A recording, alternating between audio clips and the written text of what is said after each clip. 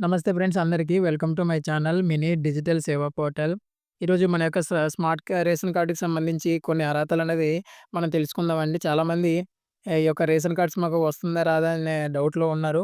ఈ యొక్క ration cards మీకనేది వస్తుందా? రాదా? అనే డౌట్ అనేది క్లియర్ చేద్దామని చెప్పేసి ఒక వీడియో చేయడం జరిగిందండి. ఇంకా రాలేదు కాబట్టి మీరేమైనా తప్పులు చేసున్నా సరే కరెక్షన్స్ పెట్టుకోవడానికి మనకు అప్లికేషన్స్ కూడా ఇచ్చారు. నేను డిస్క్రిప్షన్‌లో ఈ యొక్క అప్లికేషన్స్ ఇవ్వడం జరుగుతుంది. అది మీరు డౌన్‌లోడ్ చేసుకొని ఆ ఫార్మ్ ఫిల్ చేసి మీరు సచివాలయానికి దగ్గరలో ఉన్న సచివాలయానికి వెళ్లి అప్లై చేసుకుంటే మళ్ళీ మీకు కరెక్షన్ అయ్యే అవకాశాలైతే ఉన్నాయండి. కాబట్టి మీరు చూసుకొని కరెక్ట్‌గా ఉన్నాయో లేవో చూసుకొని ఒకసారి చెక్ చేసుకొని మీరు చేయాల్సిన పనులేమైనా ఉంటే మీరు చేయండి కంపల్సరీగా. ఈ యొక్క అర్హతల విషయానికొస్తే మనకు గ్రామీణ ప్రాంతంలో మన యొక్క గ్రామాలకు సంబంధించి 10,000 లోపు మన యొక్క నెల ఆదాయం అయి ఉండాలి. అది మన ఇంట్లో ఎంతమంది ఉంటే అంతమంది కలిపి 10,000 లోపైతే మన యొక్క నెల ఆదాయం ఉండాలండి. 10,000కి దాటితే మాత్రం ఈ యొక్క రేషన్ కార్డు మనకి అర్హత ఉండదండి. అదే పట్టణ ప్రాంతాల్లో అయితే మన యొక్క ఎంతమంది ఉన్నామో అంతమంది కలిపి 12,000 లోపు ఉండాలి ప్రతి నెల ఆదాయం. ఈ యొక్క 12,000 గాని దాటింది అంటే మనకి ఈ యొక్క రేషన్ కార్డ్ అనేది అర్హత కోల్పోయినట్టేనండి. అంటే ఈ యొక్క తల్లికి వందనం గూడా రీసెంట్‌గా ఏం జరిగింది అంటే, ఇప్పుడు మనకు అంగన్వాడీ టీచర్లకి ఎంతుందంటే 11,500 ఎంతో సంథింగ్ ఉంది వాళ్ళకు సాలరీ. దాని ద్వారా ఆహ్, ఇదే సేమ్ మనకు అక్కడ అప్లై చేయడం జరిగిందనమాట. 10,000 లోపు గ్రామీణ ప్రాంతంలో ఉండాలి. కానీ గ్రామీణ ప్రాంతాల్లో గూడా అంగన్వాడీ టీచర్స్‌కి 11,500 ఎంతో ఉండడం వల్ల తల్లికి వందనం స్కీమ్ అనే దాంట్లో కూడా వాళ్ళు అర్హత కోల్పోయారనమాట. అదే పట్టణ ప్రాంతంలో 12,000 లోపు ఉండాలి కాబట్టి వాళ్ళకి అంగన్వాడీ టీచర్స్‌కి సేమ్ గ్రామాల్లో అయితేనేమి, పట్టణాల్లో అయితేనేమి అంగన్వాడీ టీచర్స్‌కి 11,500 ఎంతో వాళ్ళ సాలరీ గ్రామాల్లో వాళ్ళకైతే అర్హత కోల్పోయారు. పట్టణాల్లో అయితే 12,000 లోపు కాబట్టి ఈ 11,500 అంటే 12,000 కన్నా కొద్దిగా తక్కువే కాబట్టి ఈ యొక్క తల్లికి వందనం అయితేనేమి, రేషన్ కార్డ్స్‌కి అయితేనేమి అర్హత అయితే వీళ్ళు పొందారనమాట. ఈ యొక్క రేషన్ కార్డ్‌కి సంబంధించి మరో అర్హత చూసుకున్నట్లయితే విద్యుత్ అనేది మనకు నెలకి మొత్తం కలిపి 300 యూనిట్లు లోపే అయితే ఉండాలి. తడి భూమి అంటే మనం పంట పొలాలైతేనేమి ఈ టైప్ ఆఫ్ మనకి మాగాణి అంటాం కదా! ఈ యొక్క తడి భూమి అనేది 3 ఎకరాలు లేదనుకుంటే పొడి భూమి అంటే మెట్ట భూమి అనేది 10 ఎకరాలు లోపే ఉండాలి. అంతకన్నా ఎక్కువైతే ఉండకూడదనమాట. ఎక్కువున్నట్లయితే మనం ఈ యొక్క అర్హత కోల్పోయినట్టే. తర్వాత మన ఇంట్లో ఎవరికీ కూడా ప్రభుత్వ ఉద్యోగం అనేది ఉండకూడదండి. మనకు హౌస్ హోల్డ్ మ్యాపింగ్‌లో అయితే స్ప్లిట్టింగ్ ఆప్షన్ లేదు.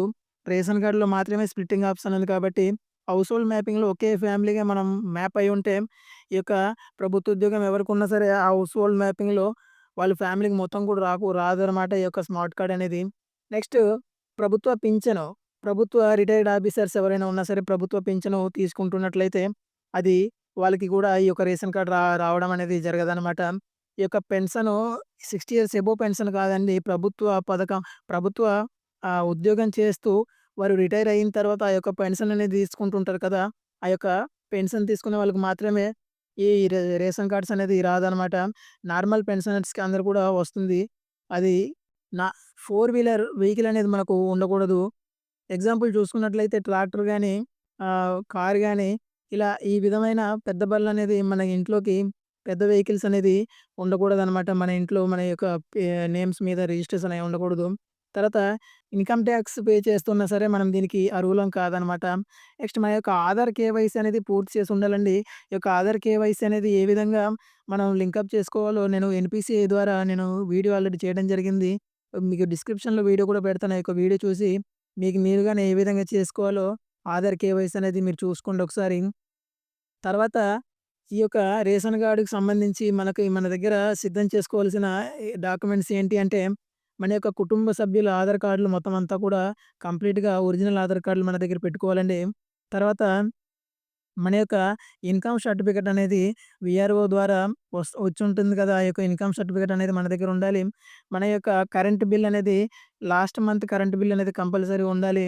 తర్వాత మనకు పాస్‌బుక్ అనేది అవసరం. ఇదెప్పుడంటే మనకి ఎప్పుడైతే 10 ఎకరాలు అంటే మెట్టా భూమి 10 ఎకరాలు దాటి ఉండి, మన యొక్క మాగాణి భూమి అంటే తడి నేలలు 3 ఎకరాల కన్నా దాటి ఉన్నట్లయితే మనకి ఈ యొక్క భూమి పాస్‌బుక్ అనేది మనకి ఉండాల్సి ఉంటుందనమాట.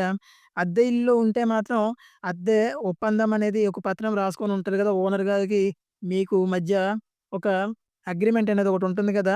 ఆ యొక్క అగ్రీమెంట్ లెటర్ అంటే ఆ యొక్క ఒప్పంద పత్రం మీరు తీసుకురావాల్సి ఉంటుంది. పాస్‌పోర్ట్ సైజ్ ఫోటోలనేది అవసరమైతే మీ దగ్గర ఉంచుకోవడం మంచిది. మీ దగ్గర పెట్టుకోండి. ఎందుకన్నా మంచిది.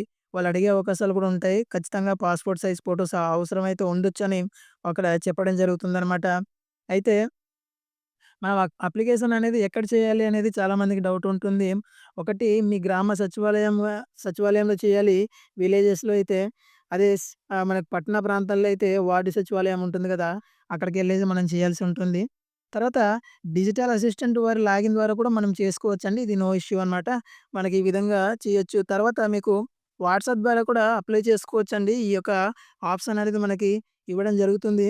ఈ విధంగా మీరు మనం సచివాలయంలో గాని, వార్డు సచివాలయంలో గాని డిజిటల్ అసిస్టెంట్ వారి లాగిన్ ద్వారా గాని మనం ఈ యొక్క రేషన్ కార్డ్స్ అప్లై అనేది మనం చేసుకోవచ్చు. ఆ విషయంలో ఈకేవైసీ పూర్తి చేయండి అని చెప్పేసి మనకు చెప్పడం కూడా జరుగుతుందనమాట.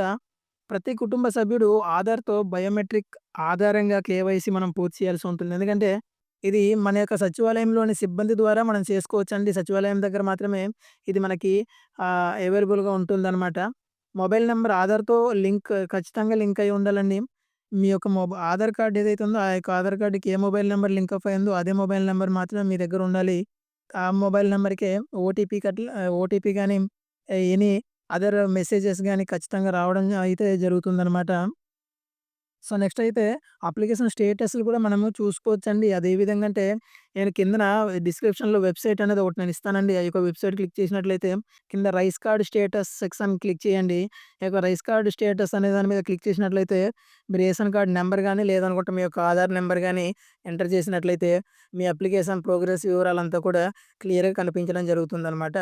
అయితే నెక్స్ట్ ఈ యొక్క స్మార్ట్ కార్డ్ అనేది పొందడం ఎలాగంటే ఈ యొక్క ఆగస్టు 25 నుండి ఆగస్టు 31 వరకు మన యొక్క సచివాలయంలో మీకు కేటాయించిన తేదీ నాడే కార్డ్ పంపిణీ జరుగుతుందనమాట. ఈ యొక్క 25 నుంచి ఆగస్టు 31 వరకు. ఇది స్మార్ట్ రేషన్ కార్డులనేది మనకి ఇవ్వడం అయితే జరుగుతుందండి. అది సచివాలయంలో అది మీకెప్పుడైతే ఈ యొక్క డేట్ ఫిక్స్ చేసారో ఆ యొక్క డేట్‌లోనే మనకి రేషన్ కార్డ్స్ అనేది ఇవ్వడం జరుగుతుంది. తర్వాత ఈ రేషన్ కార్డ్ అనేది మన ఆధార్ కార్డ్‌కి ఏదైతే మొబైల్ నంబర్ లింకప్ అయిందో ఆ యొక్క మొబైల్ నంబర్‌కి ఒక ఓటీపీ వస్తుంది. ఆ యొక్క ఓటీపీ ఆధారంగా మాత్రమే ఆ ఓటీపీ ద్వారా గాని, బయోమెట్రిక్ ద్వారా గాని ఈ యొక్క కార్డ్ అనేది మనకి ఇవ్వడం జరుగుతుంది. సో, అందుకని అందరూ కూడా మీ యొక్క ఆధార్ కార్డ్స్‌కి ఖచ్చితంగా బయోమెట్రిక్ అనేది చేసుకొని ఉండండి. చాలా చాలా ఇంపార్టెంట్ అది. అయితే కొత్త కార్డ్ ద్వారా రేషన్ పొందడం ఎలా అనేది చూద్దాం ఒకసారి. ప్రతి నెల ఒకటో తారీఖు నుంచి 15వ తారీఖు వరకు ఈ మధ్య 15 రోజులు మాత్రమే ఉదయం 8 గంటల నుంచి మధ్యాహ్నం 12 గంటల వరకు, మళ్ళీ సాయంత్రం 4 గంటల నుంచి రాత్రి 8 గంటల వరకు రేషన్ కార్డ్ అనేది మనం రేషన్ అనేది తీసుకోవడం జరుగుతుందనమాట. వాళ్ళు రేషన్ అనేది ఇవ్వడం జరుగుతుందనమాట. అర్థమైంది గదండీ! ఒకటో తారీఖు నుంచి 15వ తేదీలోపు మాత్రమే ఈ యొక్క రేషన్ ఇవ్వడం జరుగుతుంది. అది కూడా 8 గంటల నుంచి మధ్యాహ్నం 12 గంటల వరకు మాత్రమే. మళ్ళీ సాయంత్రం 4 గంటల నుంచి రాత్రి 8 గంటల వరకు ఖచ్చితంగా ఈ యొక్క రేషన్ అనేది మనం పొందొచ్చండి. తర్వాత వృద్ధులు అంటే మనకి 65 సంవత్సరాలు దాటిన వాళ్ళనమాట. తర్వాత వికలాంగులు. వీళ్ళకి మాత్రం 26-30 తేదీల మధ్య డోర్ డెలివరీ మాత్రమే ఉంటుంది. ఇంటి దగ్గర వాళ్ళకి ఈ యొక్క రేషన్ అనేది తీసుకెళ్ళి ఇవ్వడం జరుగుతుందనమాట. సో, ఇది ఫ్రెండ్స్ మీరు ఈ యొక్క అర్హతలు తర్వాత ఏ విధంగా ఈ రేషన్ కార్డ్‌కి సంబంధించిన ప్రతి వివరాలు కూడా ఏ విధంగా మీరు చేసుకోవాలో మీకు ఈ యొక్క వీడియోలో అయితే నేను క్లియర్‌గా చెప్పడం జరిగింది. ఖచ్చితంగా మీరు ఇవి చేసుకోండి. మీరు ఎలిజిబుల్ అయ్యి ఉంటే ఆటోమేటిక్‌గా అవి మనకు ఖచ్చితంగా స్మార్ట్ కార్డ్స్ అయితే రావడం జరుగుతుంది. మీరు కొన్ని కొన్ని ఇనెలిజిబుల్‌లో ఉన్నప్పుడు అది రావాలంటే ఖచ్చితంగా అయితే అది రాదు. ఎందుకంటే వాళ్ళ వెబ్‌సైట్‌లో మీ యొక్క మీ యొక్క ఆధార్ కార్డ్ నంబర్ గాని, మీ యొక్క ఫోన్ నంబర్ గాని ఎంటర్ చేసినట్లయితే మీ యొక్క డీటెయిల్స్ అంతా కూడా రావాలి. లేదనుకుంటే వెబ్‌సైట్‌లో వాళ్ళు మీ యొక్క డీటెయిల్స్‌ని ఎంటర్ చేయడానికి అయితే అవ్వదు. కాబట్టి ఆధార్ కార్డ్‌కి కంపల్సరీ మీ యొక్క ఫోన్ నంబర్ అనేది లింక్ అప్ అయితే చేసుకోండి. ఖచ్చితంగా ఇది మన ఇవాళ ఈ యొక్క ఆహ్, ఒక స్కీమ్ కోసమనే కాదు. ఇన్ ఫ్యూచర్‌లో ప్రతి స్కీమ్ కూడా మనకి అది తప్పకుండా చేయవలసిన పననమాట. కాబట్టి మొదట్లోనే ఆధార్ కార్డ్‌తో ఫోన్ నంబరు లింకప్ చేసుకుంటే ఎటువంటి ఇబ్బందయితే లేదండి. ఇది వీడియో. ఈ వీడియో మీకు నచ్చినట్లయితే ఓ సబ్‌స్క్రైబ్ తర్వాత లైక్ కూడా చేయండి. ఎందుకంటే 10 మందికి ఉపయోగపడే వీడియోలు మాత్రం మనం చేస్తాం కాబట్టి పనికొచ్చే వీడియోసు 10 మందికి అందాలనేసే కోరికతో నేను చేస్తున్నాననమాట. సో, లైక్ చేయండి, షేర్ చేయండి. థాంక్ యూ అండి. Thank you so much.